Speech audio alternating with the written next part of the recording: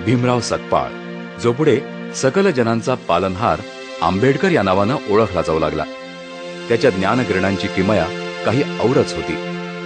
त्याच्या किरणांची प्रभा फाकली आणि जगातले विद्वान मोडीत निघाले. एका सैनिकी छावणीत भिवा आपलं दैनंदिन जीवन जगत होता. परंतु ही छावणी सतत हलत राहिली. वडिलांची जिथे बदली व्हायची तिथे भिवाला आपल्या कुटुंबियांबरोबर जावं लागत होतं. भिवाचे दिवस तसे मजेत चालले होते. पण एक दिवस अचानक तो 5 वर्षांचा असताना म्हणजे 1896 साली त्याच्या शिरावरचं एक छप्पर नष्ट झालं. आई भीमाईचा सातारा कॅम्पमध्ये मृत्यू झाला. भिवा आईच्या मायेला पारखा झाला. डोक्यावरील मायेची सावली नष्ट झाल्यामुळे त्याला रखरखत्या उन्हाची जाणीव झाली. आत्याच्या सावलीत तिच्या कुशीत हा बाळ आपलं दुःख विसरण्याचा प्रयत्न करू लागला. आईच्या आठवणीनं डबडबलेले डोळे आत्याचा पदर ओलाचिंब करत होता.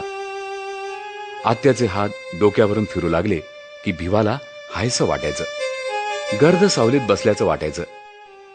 भिवानं शिकावं, मोठं व्हावं, आपल्या समाजाचं पांग फेडावं असं सुभेदार रामजी बाबा यांना वाटायचं. परंतु त्यांची आर्थिक परिस्थिती चांगली नव्हती. परिस्थितीवर मात करून आपल्या भिवाला शिकवावं म्हणून अर्धी मोठी झोप घेऊन ते उठायचे आणि भिवाला अभ्यासाला बसवायचे. भिवा अभ्यास करायचा घरातल्या घासलेटच्या दिव्याच्या प्रकाशात आणि भिवा झोपू नये म्हणून रामजी बाबा स्वतः जागे राहायचे. अत्यंत हलाखी, कधी घासलेटच्या दिव्यावर तर कधी म्युनिसिपालिटीच्या दिव्याच्या प्रकाशात भिवाचा अभ्यास चाले. भिवा तसा मूळचाच हुशार असल्यामुळे 1908 साली मॅट्रिकच्या परीक्षेत पास झाला. अस्पृश्य समाजातील एक विद्यार्थी परिस्थितीवर मात करून मॅट्रिक पास होतो ही एक अजब घटना घडली आणि म्हणून त्याचा सत्कार करण्याचं ठरलं.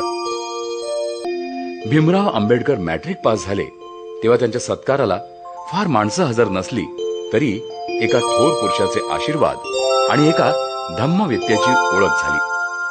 ते थोर पुरुष होते केळुस्कर गुरुजी आणि धम्मवेत्ता होता तथागत गौतम बुद्ध.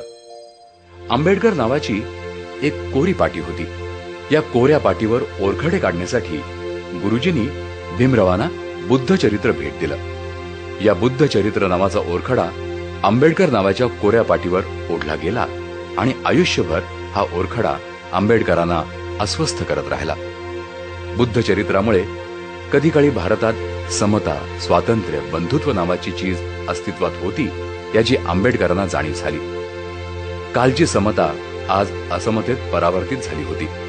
स्वातंत्र्याच्या ठायी पारतंत्र्यानं ताबा घेतला होता आणि बंधुत्व हे साफ लयाला गेलं होतं. कोवळ्या मनावर बिंबलेली ही बुद्धाची तत्वत्रयी पुन्हा एकदा भारतात नांदावी म्हणून त्या बालकानं ध्यास घेतला आणि आपला सगळा प्रवास त्याच ध्येयाच्या पूर्ततेसाठी खर्ची घातला.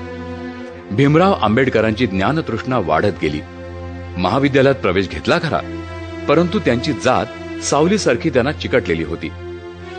ज्ञानतृष्णा भागवणाऱ्या भीमरावांना वर्णवर्चस्ववादी पाणी पिण्याच्या मडक्याला हात लावू देत नव्हते.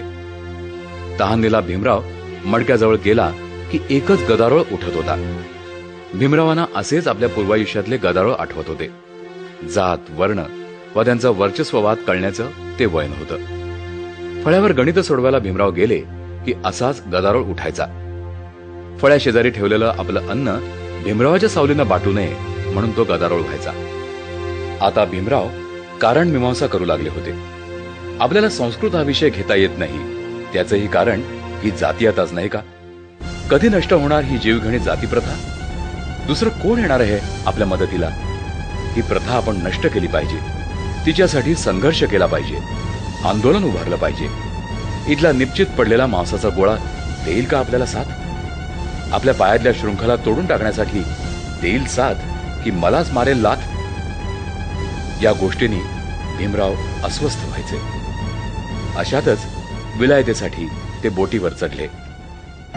विलायतेला बोटीवरून उतरत असतानाच त्यांना एका वेगळ्या जगाचं दर्शन झालं.